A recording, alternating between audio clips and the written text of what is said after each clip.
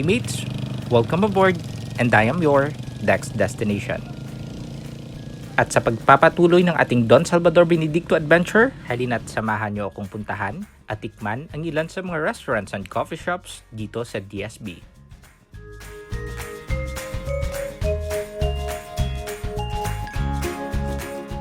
Pero bago pumasok, temperature check at huwag kalimutang maghugas ng kamay. At ang una nating bibisitahin ay ang isa sa pinakasikat na restaurant dito sa Don Salvador Benedicto, ang Cucinata.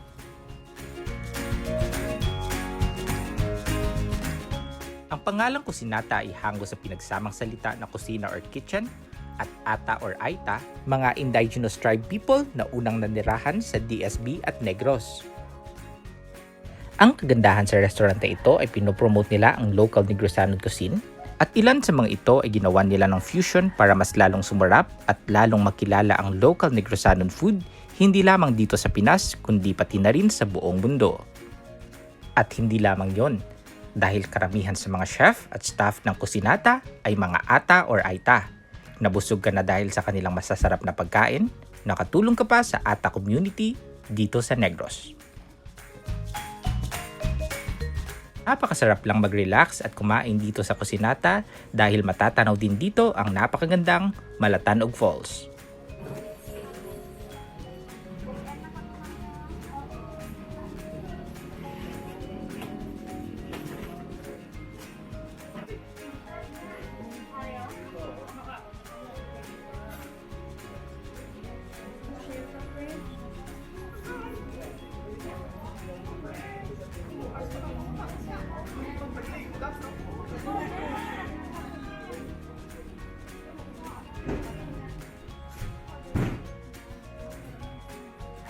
At para may ideya kayo kung magkano yung price at kung ano yung mga food na ino-offer nila, heto yung complete list ng menu na sineserve dito sa Cucinata.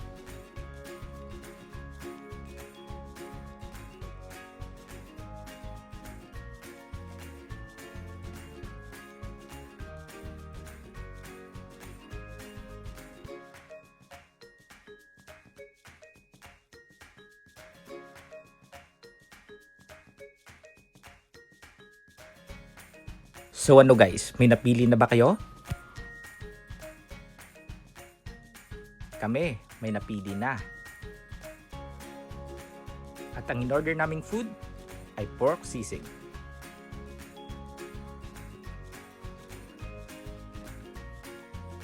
Isa na nga siguro sa pinakasikat na Ilonggo food ay ang KBL or Kadyos Baboy Langka.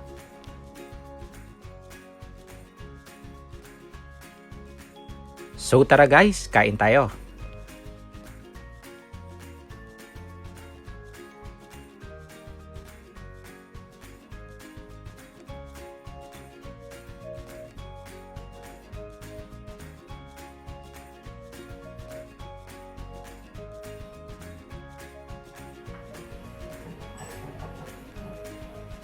After kumain, relax muna at i-enjoy ang napakagandang view.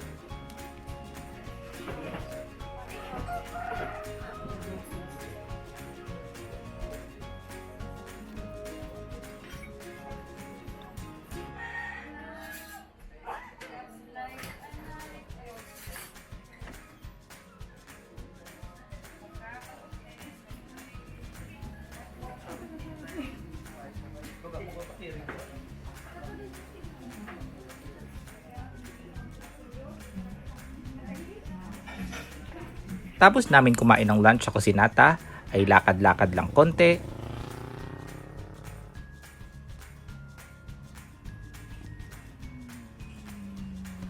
Dahil katabi lang nito ay ang Corbada Cafe.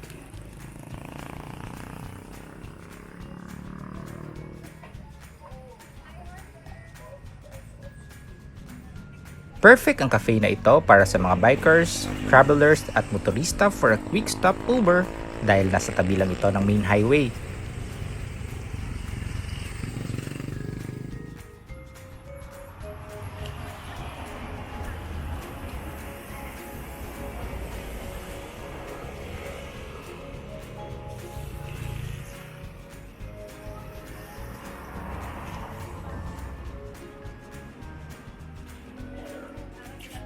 Meron din silang mga kakanin na perfect partner sa mainit na kape.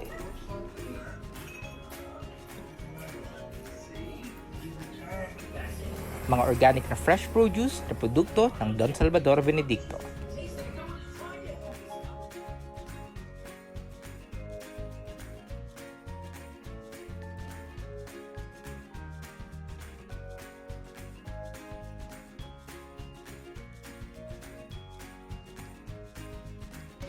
Overlooking din sa cafe na ito ang iconic na Malatanog Falls.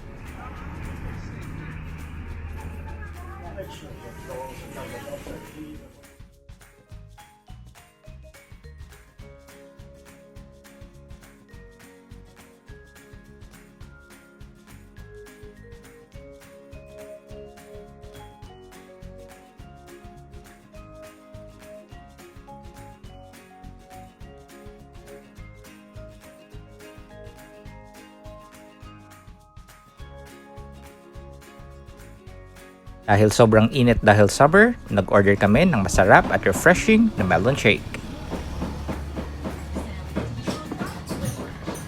Melon shake with a view.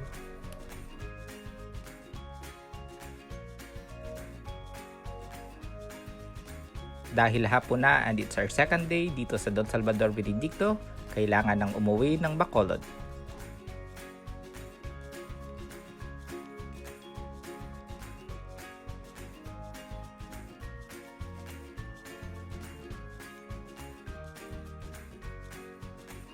Timing lang dahil nasa bus na kami at pauwi ng Bacolod at bumuhos ang napakalakas na ulan.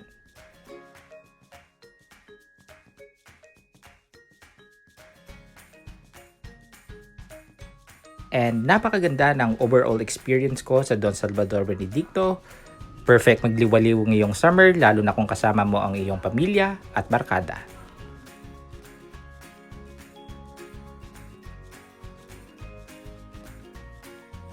Sobrang dami pa ng resort, accommodations, restaurants, cafe na pwedeng bisitahin at i-enjoy.